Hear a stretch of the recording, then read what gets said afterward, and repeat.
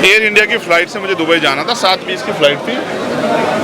2 घंटे पहले 2 घंटे में बताया गया कि एयरक्राफ्ट में कुछ टेक्निकल फॉल्ट है, वो ठीक किया जा रहा है। एयर इंडिया के मोस्टली एयरक्राफ्ट में इस तरह की परेशानी खबर आ रही, हो सकता है उस हादसे का शिकार मैं भी हो जाता। लेटर लिखा था जो हमारे केंद्रीय जो हैं नागरिक उड्डयन मंत्री हैं राम मोहन नायडू जी को कि भाई आप इसकी ना पूरे एयरक्राफ्टों की जांच कराओ, क्योंकि लोगों की ज़िंदगी के साथ खिलवाड़ नहीं होना चाहिए। बहुत बड़े पैमाने पर खिलवाड़ हुआ, कितने लोगों की जान जो है चली गई है, उनके परिवारों को क्या होगा।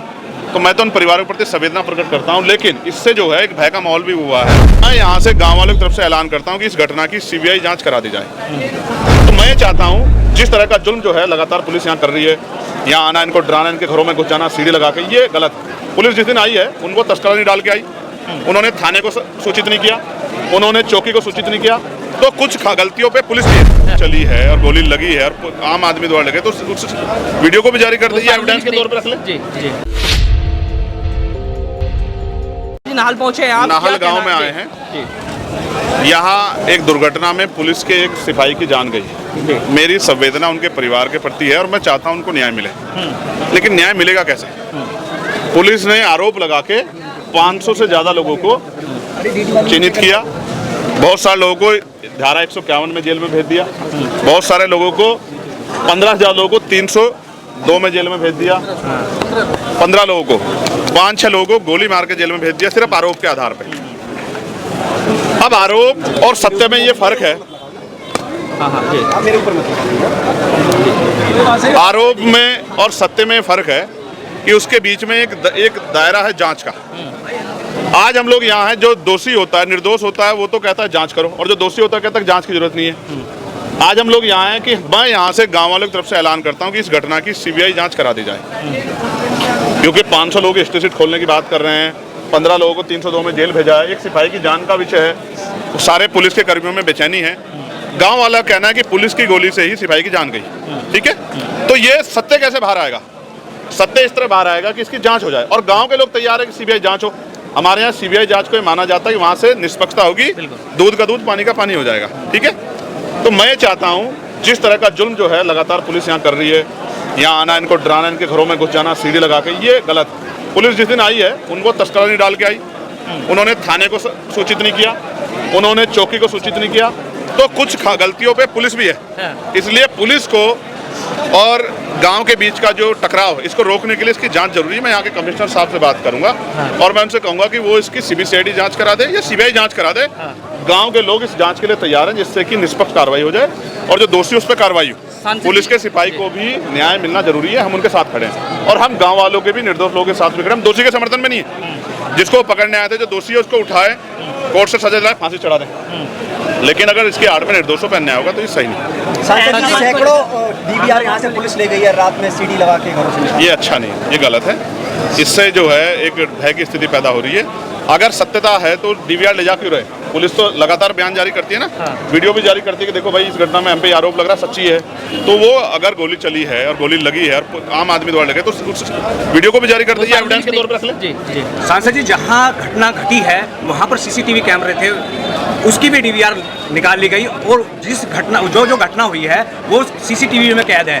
पुलिस क्यों सार्वजनिक नहीं कर रही है? मैं भी आपसे कह रहा हूँ, इसीलिए हम लोग जांच की मांग कर रहे हैं ना, इसलिए हम लोग जांच की मांग करें, सीबीआई जांच हो जाए, जिससे दूध का दूध पानी। जो दोषी होगा हम उसका समर्थन नहीं करेंगे, लेकिन निर्दोष पे कार्रवाई ना हो, इसका ये तो कानून भी कहता है ना कि निर्दोष पे कार्रवाई नहीं होनी चाहिए।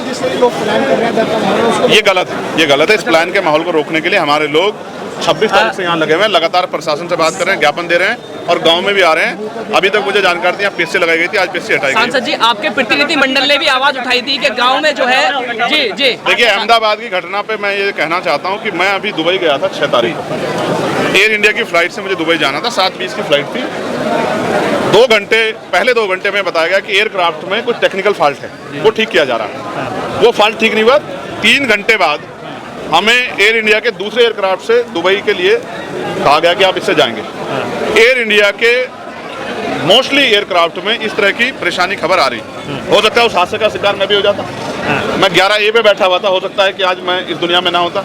इसलिए मैंने कल लेटर लिखा था जो हमारे केंद्रीय जो हैं नागरिक उड्डयन मंत्री हैं राम मोहन नायडू जी को कि भाई आप इसकी ना पूरे एयरक्राफ्टों की जांच कराओ क्योंकि लोगों की ज़िंदगी के साथ खिलवाड़ नहीं होना चाहिए। बहुत बड़े पैमाने पे खिलवाड़ हुआ, कितने लोगों की जान जो है चली गई है, उनके परिवारों को क्या होगा। तो मैं तो उन परिवारों के प्रति संवेदना प्रकट करता हूं, लेकिन इससे जो है एक भय का माहौल भी हुआ है लोगों में और एयर इंडिया के खिलाफ एक जो है आक्रोश का माहौल भी बन रहा है। इसलिए मैं चाहता हूं कि जितने भी एयरक्राफ्ट सबकी जांच कराई जाए, क्योंकि उसमें सफ़र जो लोग करते हैं उनकी जान की वैल्यू है।